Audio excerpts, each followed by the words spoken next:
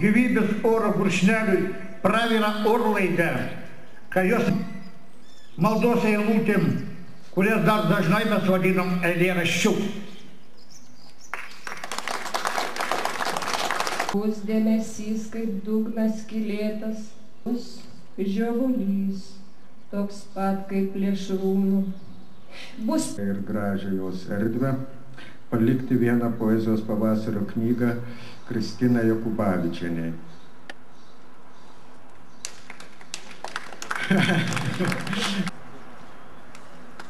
Leido į karą, kaip kirto, kaip krito, kaip koja prie Tymo balnelio, kaip monų pulkelis, tarytum soneto eilutė bliškus, jau traukė tiesiuoju keliu į paradą, į parko aikštelę. Ar gal taip, gal ne?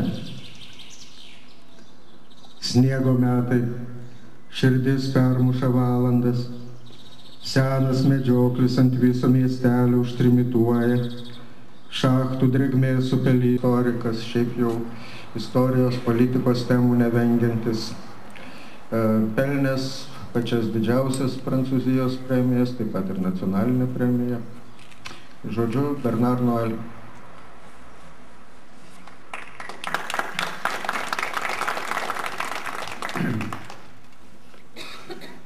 Fable de l'œil.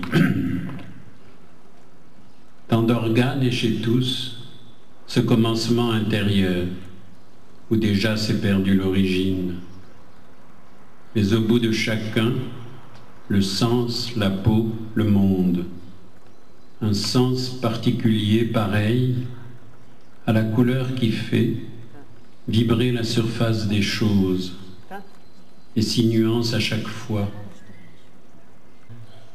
Un penchant assez exclusif ou pourquoi pas une spécialité. Mais que dire de leur jonction? N'a-t-elle pas inventé le corps en rêvant la forme adéquate qui entre toutes créerait l'union? Les yeux, le nez, les oreilles, orifice où se pense et se dépense la conduite de notre vie. Organų ir visų šioji pradžia iš vidaus, kur jo šaltinis jau dingęs, bet kiekvieną užbaigia juslės, oda, pasaulis, jutimas savitas panašus, į spalvą, jį verčia virpėti daiktų paviršių ir būti vis kito atspalvio.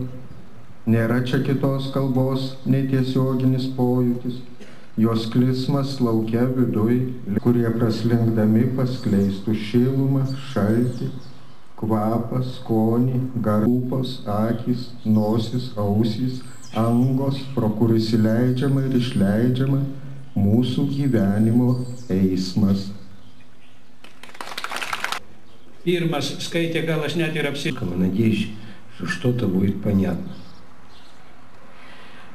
Уже не кровь в тебе время, с глазами тех ушедших, шелестящих твоими снами. Дание прихода твоего туда, к нему, заждался, видно, и хвост его по темени колотит, и замирает остановка сердца нашего.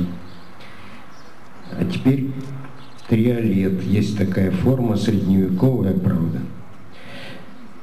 Уходят детство и отцы, как первые влюбленности уходят. Но не вини себя, не стоит, уходят детство и отцы. У времени свои законы, звонят колокола, и к вечности звон их восходит. Уходят детство и отцы, как первые влюбленности. Jisai išleido šiais metais. Klaipėdiečiai. Aš perskaitysiu rusų kalbą, aišku. Приговорен. Уж я таким морским узлом к морским стихам навек привязан, как будто мне чертовски повезло, что в море сослан, как наказан, как будто шансы на успех совсем отсутствуют у сосен. Я, коль пишу, то лишь о тех, что паруса косые носят, о тех, у моря на песке, к востоку ветром наклоненных. Валек весла держу в руке, галерным быть приговоренный. И вторая. Неужто он чужих прохлопал, неужто там по курсу судна огни нежданные повисли, а он в тепле, как бьет по крышам. Да то ж тропический молотит. Poetas marinistas, Klaipėdoje mes turim ir daugiau marinistų, ir ne vien. Tokia vieta, vienintelė pasaulyje, kur smėlis kalba, juokiasi ir groja. Aš kopam čiaušdama klausausi, gal ką nors gerą apie mūsų pasakys. Visur čia tavo vardas, juokas, žingsniai. Ir kaip kentėjimų ir džiaugsmo jungti prabyla.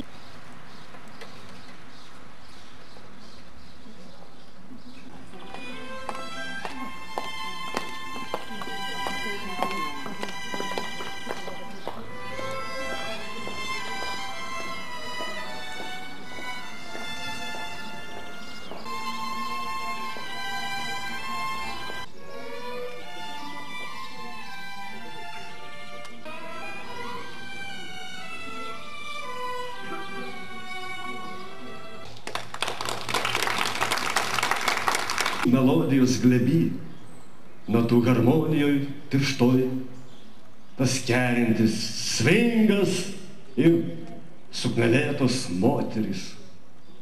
Pagaliau suprask, muzikantas juk benamis ir jausmai džiazo ledo nublokšti madingu. Nu, man atrodo, Pranas Nesliekas paplotmės kalbį darė. Šaunu.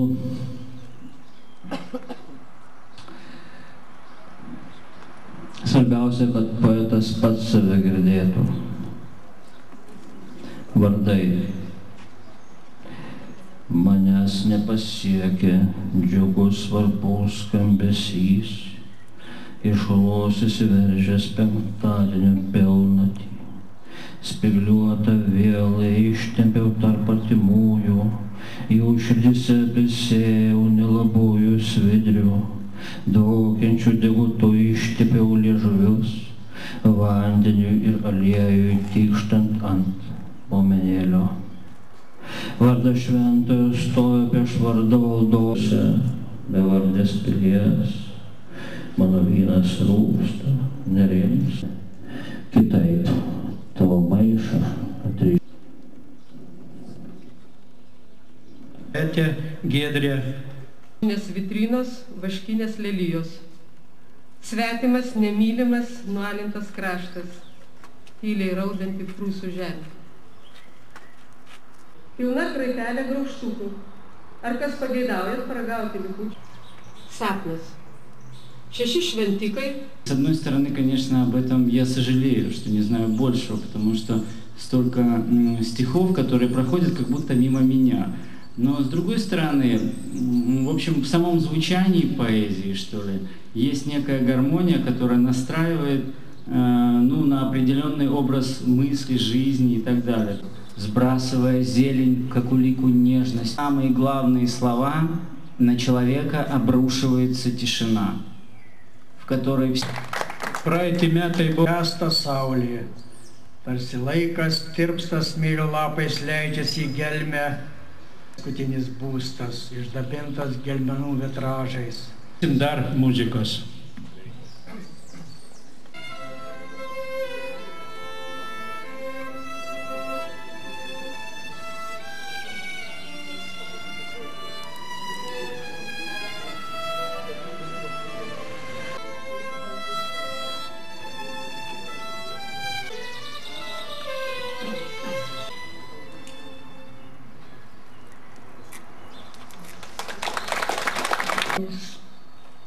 Leiskite paskaityti jums porą neromantiškų eilėraščių. Publicistinis.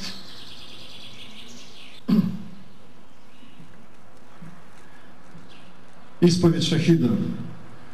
Нет Бога, кроме Аллаха. С самого начала жизни своей я привык повторять. Нет Бога, кроме Аллаха. Повторять постоянно, надеясь на силу произносимого слова.